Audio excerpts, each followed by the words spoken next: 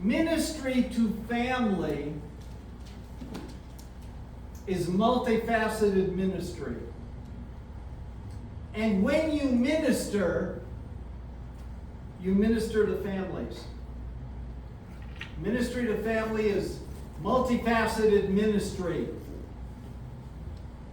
And we all are called to multifaceted ministry to families. And it came to pass. I love those words in the King James Version, and it came to pass, because what they mean, and I've been over this 100 times with those who have been with us for a year or so, and it came to pass, God was working so subtly, God was working so smoothly, God was working in the background in such a way that it just kind of flowed together and it came into being and it got started and you never knew what was happening, but God was doing a mighty work. And it came to pass. God started to act. And the son of the woman fell sick. The sickness was so sore, there was no breath left in him. See, we're all trained to believe that when things are good, God likes us. When things are bad, God's mad at us. When things are bad, something's wrong, and God isn't working anymore. And our prayers don't have meaning, and our prayers don't have power. And it came that the son of the woman who had done good was sick. And he got sick. You know, the disciples of Jesus went through a story something like this. There was a man who was born deaf. 38 years, couldn't hear, couldn't speak, couldn't communicate. And the disciples come to Jesus and say, Lord, who sinned that this man can't speak? Their immediate thought was that God was punishing something. Don't sit next to her, he may be getting hurt. Don't sit next to him, he may be punishing him. Don't sit next to them, because you stay by yourself, because you certainly don't want to get, if God's going to get him, you don't want to be in the line of fire. You don't want to be there. See, surely God is punishing someone, is what the disciples said. And Yeshua said quite simply, no. This is not a punishment of God. The parents didn't sin. The son didn't sin. This is that the glory of God may come. See, when you've got it in your heart, in your soul, when you know that your ministry is the kind where God's goodness is going to flow through, and somebody's going to be touched by what you do, and somebody's going to be elevated and lifted by what you do, then you're into the ministry, and the disciples didn't have it. You see, ministry to family is always multifaceted. And the woman, verse 18.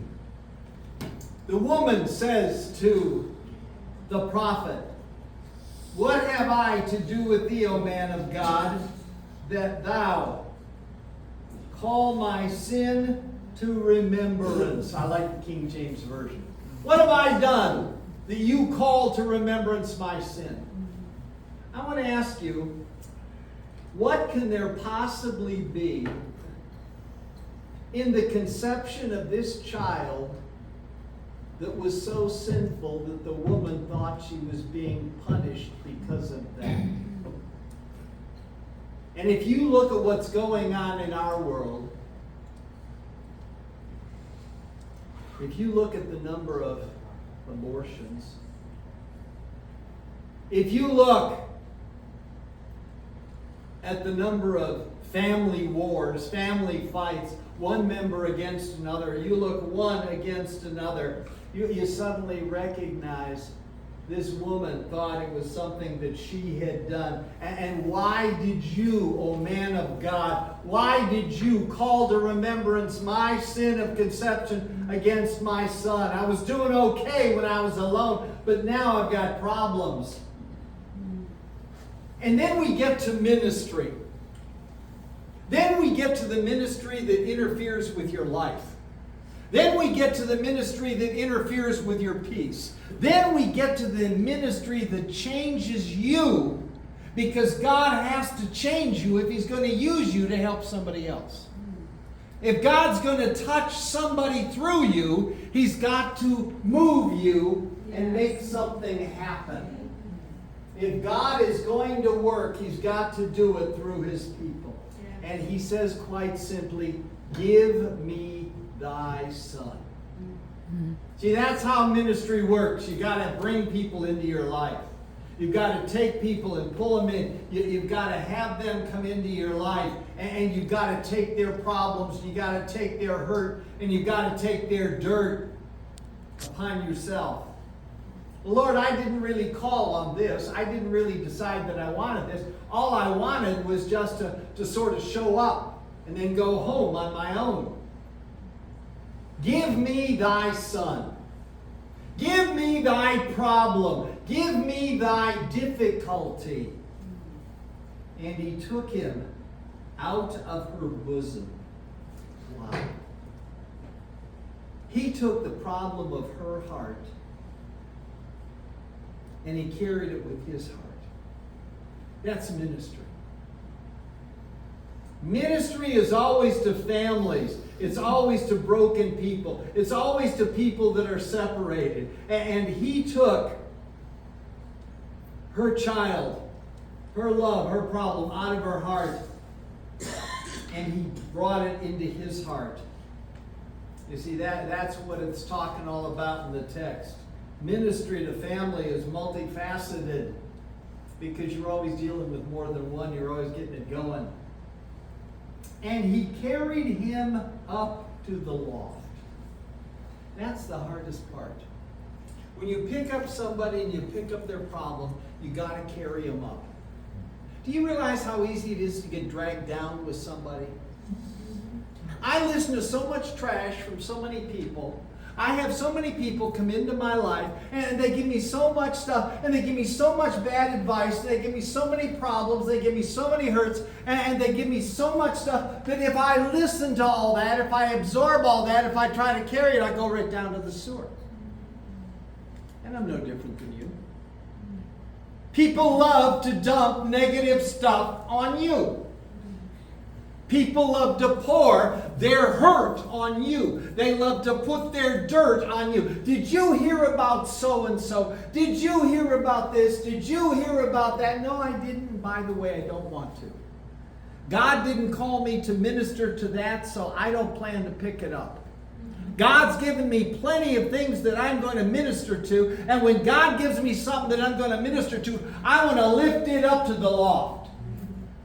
I want to take it up to God. I want to pick it up for Him. I want Him to pick me up. And so he lifted him up to the loft. See, that's the key. You take their problem to God's loft. That's what you're called to do. That's what ministry is. And ministry always becomes family ministry. I buried a boy last Saturday, and his problem began when he was raised by a mother who was an alcoholic. I'm not saying he didn't love her. I'm not saying he didn't care for her. I'm not saying he didn't reach out and try for her, but she was an alcoholic. And I buried 2 of her sons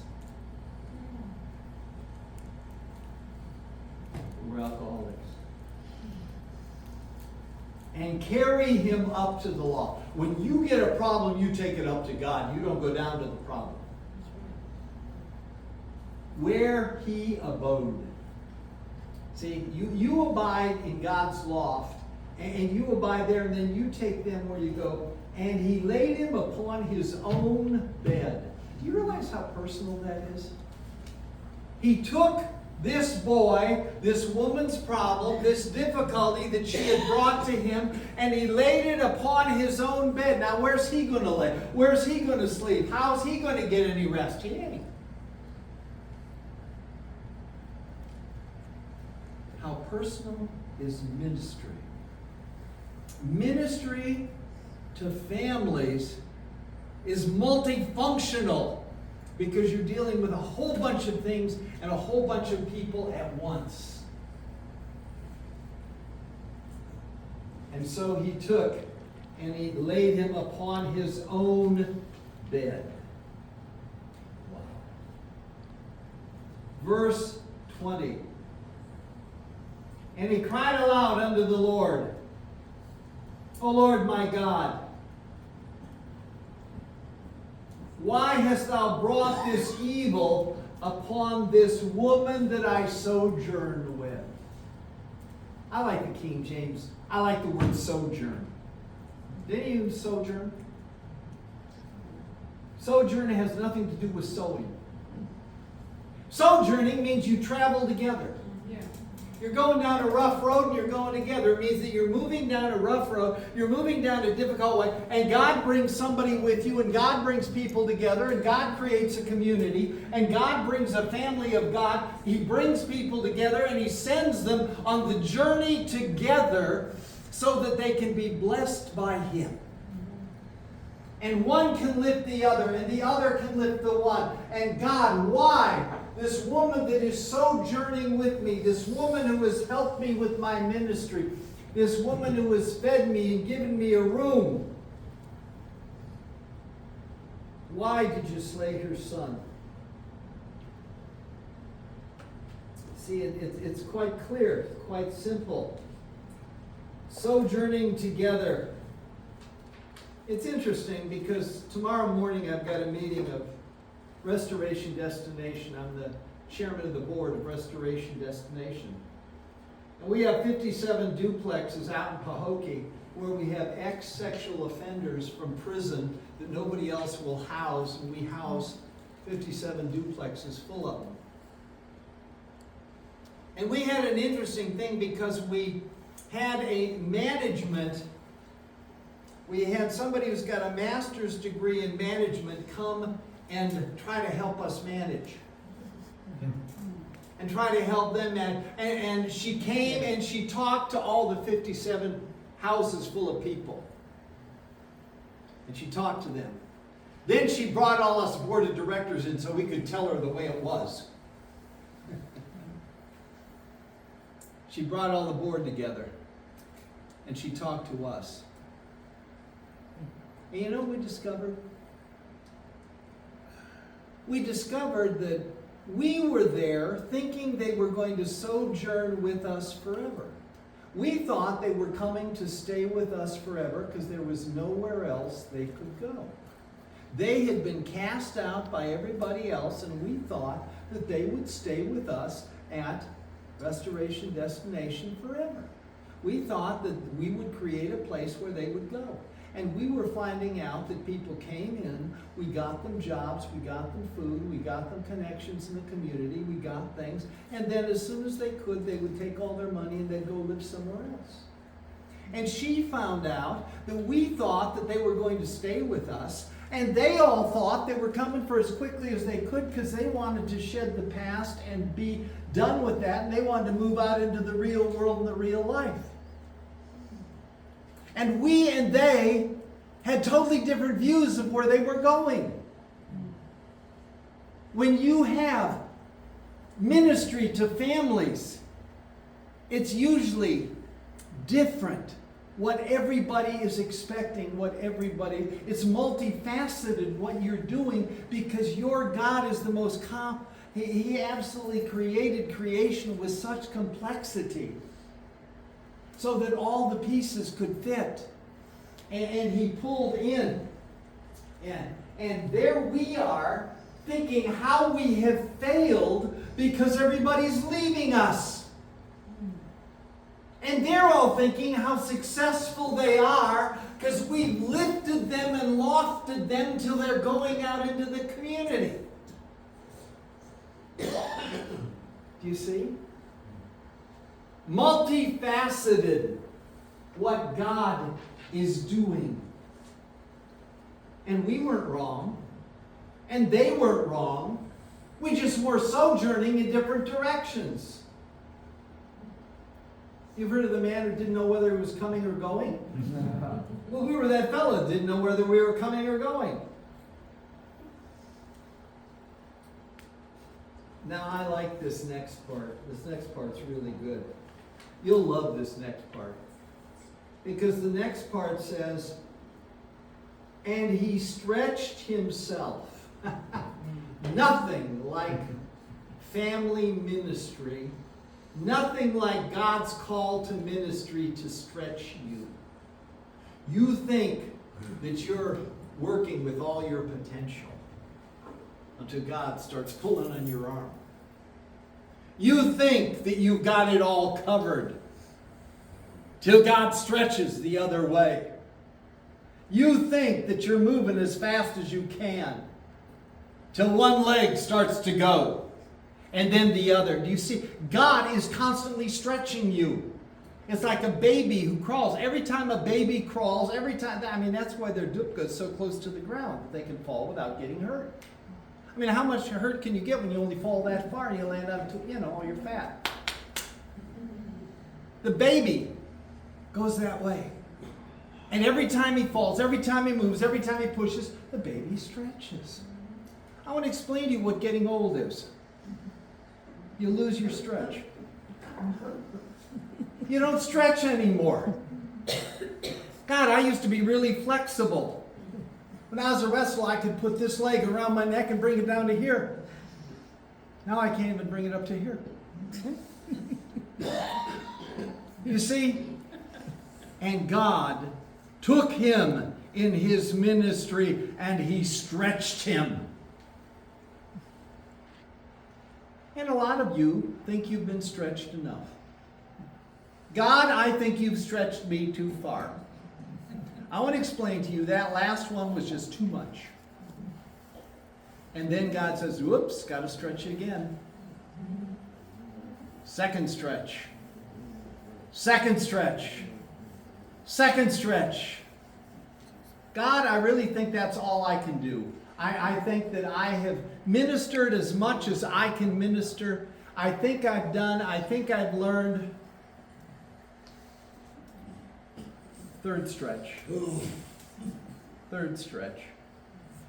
God will keep stretching you until you discover that you ain't stretched nearly as far as he's going to stretch you. Because he plans to bless you. He plans to use you. Ministry to families, and you're always dealing with families when you're dealing with people, because somebody may have left his mother 40 years ago, may have been under bad circumstances, may have been terrible. If she dies, I tell you, he gets a trip into his own mortality and he's shaken. Because the family is always there. I think, when we get to heaven, we're going to see the family the way it should have been. And he stretched upon the child 3 times. Ministry is that which stretches you. It forces you to reach out for somebody that you really didn't think had a lot of potential, and you got to figure out how they've got potential, and you, by God, have got to bring that potential into a reality. 3 times he had to stretch. 3 times God had to pull him. 3 times God had to make it work. Thank God, he never stops pulling on you. Does anybody feel anybody pulling on their ear or their arm or their leg right now? Be careful, that's probably God. Oh Lord my God, I pray thee, let the child's soul come back to him again. Do you know how hard it is to believe that? Science is just now starting to figure out that there's something called an out-of-body experience where the soul leaves the body and it sometimes can come back to a living body. The body, what appeared to be completely shut down, appeared to be not there, but it really was. There was a boy, fell through the ice when he was ice skating, was 2 hours under the water, couldn't breathe, no air, no oxygen, frozen solid. They bring him to the hospital.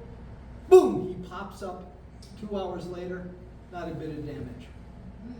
You've heard of it. People write books about it. I was there on the operating table and the doctor was cutting into my heart, and suddenly I'm up there looking down at the doctor and I hear the doctor laughing and making jokes with the nurse.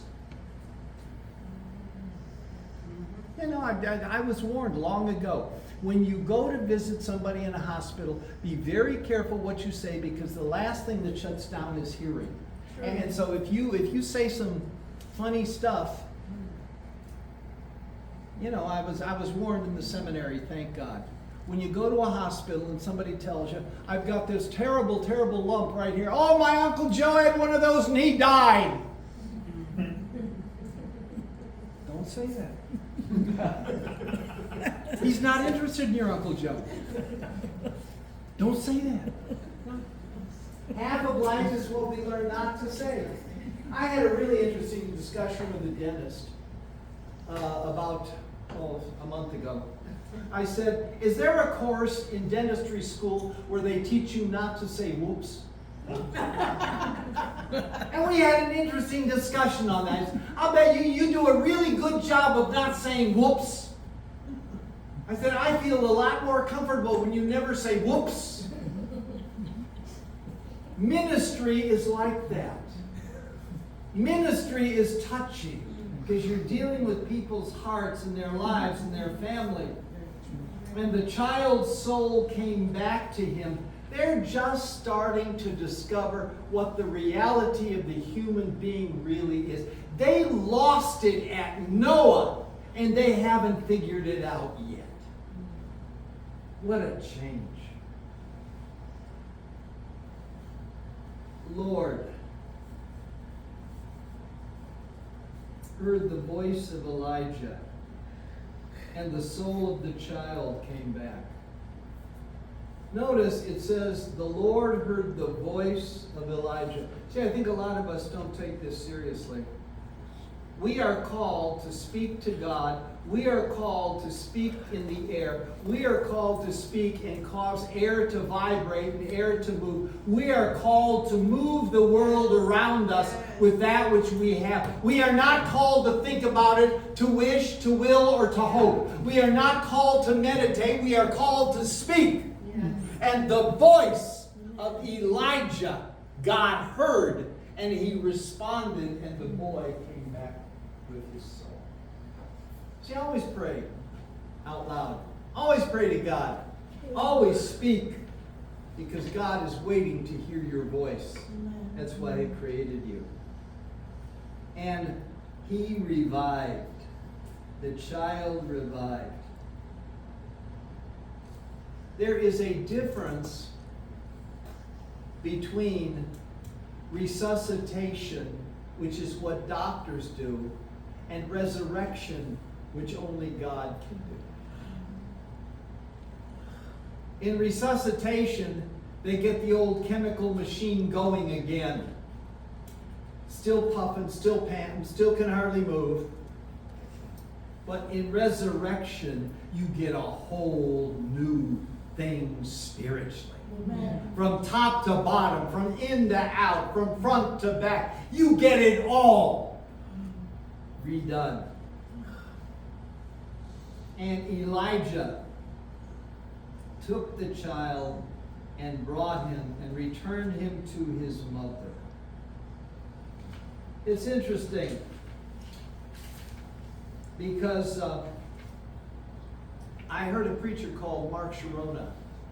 He was one of the men who kind of changed me from a Lutheran preacher into a real preacher. And he was preaching on this text, and he said, this boy, when he was given back to his mother, he grew up to be one of the prophets, and he named the prophet because he's a real historian. He dealt with that really, really good. And see, thy son liveth, and he became a prophet of God. You can never tell when you're ministering to people what God will do with them. You can never tell when you're ministering to people what plans God has. You can never tell when you're ministering to a family how God plans to use it to bless it and to strengthen it. And then the woman looks at him and says, I know by this that thou art a man of God. I know when your word equals your act. I know when your act equals your fact that you are a man of God. How we, in our private time, our quiet time, our family time, our ministry time, can reflect God as greatly as in our pulpit time. Now I know by your word, by this, for the word of the Lord is working through you.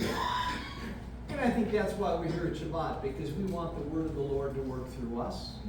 We want it to be a reality through us. Pick up these verses, read them, pick them up every week, study them, read them, and learn them, because God is getting ready to work through you. Will you rise for the Aaronic benediction?